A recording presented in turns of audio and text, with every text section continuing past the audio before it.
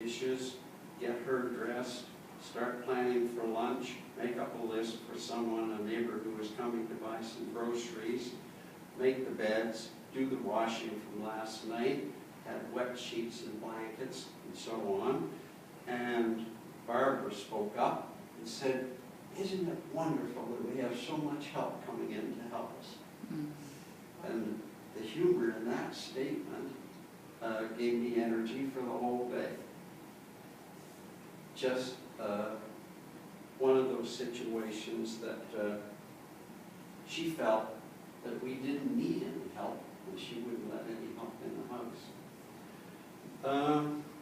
Incontinence, probably the thing that forces you into a decision as to whether you're going to stay with home care or whether you're going to long-term care. A decision that's the most difficult for any caregiver to make. Well, we managed to get by. Now, by the end of this journey, I had a closet full of pads, every size, shape, texture that you can imagine.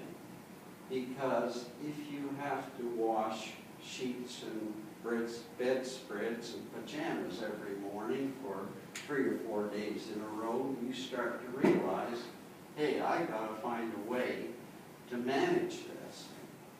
And on one occasion, I remember I received from the tenant company a set of trousers that looked like they were the real thing that would solve this problem for me. So I opened them up. They were samples and showed them to her, and she said, no way am I going to get involved with that. I just don't want to wear those. So I decided later that I'd go into the bedroom, strip down, I put them on, I came out, said, you know, they feel so soft and cozy. They're really good. I think you'd actually enjoy them. So she said, well, if you like them so much, perhaps you'd like to wear them. That day was a Friday. We were going for lunch at the Red Lobster. And that day, we dined at the Red Lobster in matching pads. She had hers on and I had mine on. Well, I mentioned the tenant company only as a resource because there are so many out there and you have to take advantage of all of them. Bathing was a problem. Now, you know, we're all stuck in routines and tradition, and we didn't get a bath every day. And I worried about that for a while, and then I thought back, about 70 years ago, my mother would fill the bathtub with all the hot water there was in that one hot water tank, and then on the basis of seniority, my sister had the first bath, I had the second bath, and my younger sister had the next bath. And we all survived. The same thing, one night, she was getting into bed with her street clothes on, and I said, wait a minute, what are you doing? She said, well, I'm getting into bed. I said, well, we have to get your pajamas on. No pajamas tonight. And then I sat back and thought, when we went on overnights somewhere, camping, when we were younger, we used to have sleepovers. How many nights did we sleep in our street clothes when we were at the hospital waiting to hear the results of the x-rays from my son who probably had broken his arm or leg or some crazy thing playing football? And I thought, so she sleeps in her street clothes. Does it really matter? Is it worth making an issue over? No. And you have to step back in those situations and decide for yourself, is this critical that we do this and get it done? And if it isn't, then maybe you just let it go. It's not worth creating problems in your relationship with the patient because, as you know, they're very, very sensitive.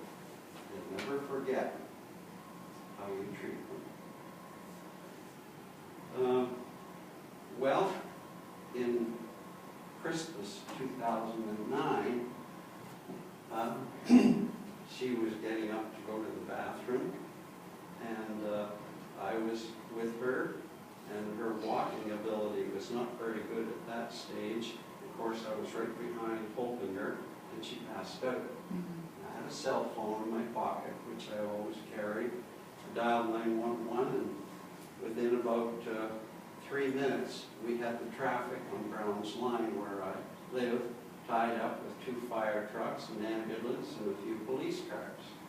And they were just exceptional in their services. Anyway, we got to the hospital, and after agreeing to a DNR, do not resuscitate, which you have to agree to when a patient goes into the hospital now, especially one with the problems that Barbara had. And we ended up on the medical floor for a couple of days, and then we were moved to what was called a transition floor, which is the floor where people are waiting to get into long-term care. Now, in the meantime, I had tremendous help from the Alzheimer's Society, counseling, and belonging to a support group. On Saturday afternoon, January the 9th, Barbara hadn't spoken for about a week, and I sat down on the bed, held her hand, and I said, "You know I love you, and you just never know how conscious people are." She turned her head, opened her eyes, and she said, "Yes, I know you do." And the following morning at 5 o'clock, she slipped away with the angels, January 10th. Well, death is something we haven't talked about much in support group, and I've encouraged that a little bit more. And when you realize that things are going to be different now, nothing will be quite the same, and you won't be redeeming what you've lost. Over time, you start to accept reality, and you move on and do what you feel might contribute to someone else's goodwill. So, I think that I've taken you through what happened to me, and maybe Christine, did you want to talk about caregivers' needs or something along that line? Well, I was going to mention when you said, you know, the initial time that you went into hospital, I mean, that's what all of us do, right? We're helpers, probably by nature, and we start to, you know, I'm going to help you, and then you grab the person, and I'm going to help you right now, and the person's like, either, like Bill said, you know, in total shock, or, you know, they've heard bad news, or they've been dealing with stuff at home for quite some time, and they can't really necessarily absorb that information. And we tend to throw the brochures at people, which, you know, in a certain aspect with Bill, it works. And maybe not in that first month, because he arrived at home and it was quite stressful in that first month at home. But he eventually found the brochure and went, "Oh, okay, they can help me," and then began to start to call people. And I love the story. You know, he called a whole bunch of agencies, and you will find that in wherever you end up as well. You know, "Hi, it's so-and-so, and I'm not here at my desk at the moment," because we often go out. I'm outreach, right? I go out in the community, and so you don't get that personal phone call. Or it's press 1 for this, and press 2 for this, and press 3 for this. And so it's really frustrating. And you guys are all in gerontology, and so for the person who's elderly, I mean, in your lifetime, it was somebody picked up the phone and answered, and then helped direct your call. Now it's so much more automated, and we all speak so quickly. And so sometimes, even myself, I pick up the phone and I'm listening to this person, and you're like, "Who did I just call?" No clue. Or you can't even hear the message that you're supposed to leave and on their answering machine. So the Alzheimer's Society as a whole, from Alzheimer's of Canada, we developed what's called the First Link program. And there's lots of brochures on the table over there. You're welcome to take as much as whatever you want. I really don't want to Person Link program, and what it is we don't put the onus of the person to call us. So in the past, it was here, call these people, they're going to be helpful. What we do now is we fill out, it looks like a prescription form, we've just changed it currently, but it's like a prescription form. Basically, it's this person needs help and this is why they need help. We fax, the healthcare provider faxes this directly to us with consent from the person, and we make that first call. We have to make it within 48 hours. So sometimes I'm calling people, you know, they may have just returned, because sometimes they fax them really quick, they return them quite quickly, and I'm calling somebody the moment they've had the diagnosis and they've arrived home and they're sitting there in their living room going, oh my gosh, what do we do now? And here's a friendly person calling them right away, saying, I just got your name and number, and we're here to help. Sometimes they want information right away, sometimes they don't. Sometimes it's 3 months later, sometimes it's a year later, sometimes it's 2 years later when the disease has, you know, changed from one stage to the next. Sometimes they only call during a crisis, or we're checking back with them and they're like, oh, lost your number, thank God you phoned, you know, and yes, this is what's happening right now. So this has been a tremendous help that avoids what we did with Bill in the past, which is throw brochures and say, here, you call us when you need us. Most people, and it's probably true for all of us, we don't call when we need, unless it's, you know, major crisis. So it's great that this program is in place. Yeah, sorry. Is there a waiting list for your program? No. Not really. The only wait time is the fact that there's not enough of us. So when this program first started 2 years ago, I literally get the fax out of the machine and I'm making those calls. Now, unfortunately, I can't do it. We're mandated to do it within 48 hours. We get 70 of these a month. And there's 9 of us, but that's not enough. We just can't keep up, and it's incredible. I just want to be clear about, like, from whom you are getting this form? So we get it from any healthcare provider. It used to be just doctors, so a person arrives at the doctor's office and they make a diagnosis. I only brought one, sorry. You can pass that around.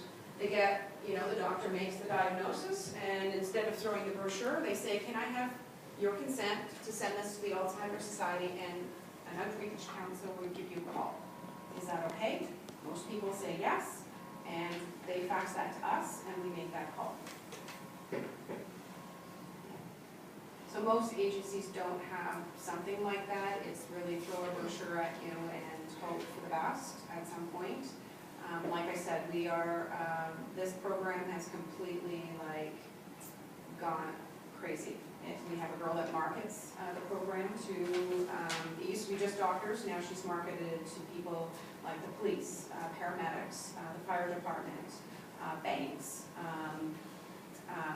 the transit system, because what happens? The elderly, they don't drive, they jump on a bus, can't find their way home, the bus driver notices perhaps that people are not getting off, or they're staying on the bus, or they're standing at the bus stop.